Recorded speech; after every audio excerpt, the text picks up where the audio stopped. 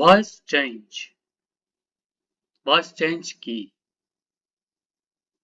এই যে আপনার দ্বারা এই ভিডিওটি দেখা হচ্ছে এবং আমি যে ভিডিওটি বানালাম এটাই ভয়েস চেঞ্জ। আমি ভিডিওটি বানিয়েছি, আপনার দ্বারা দেখা হয়েছে, তাই না?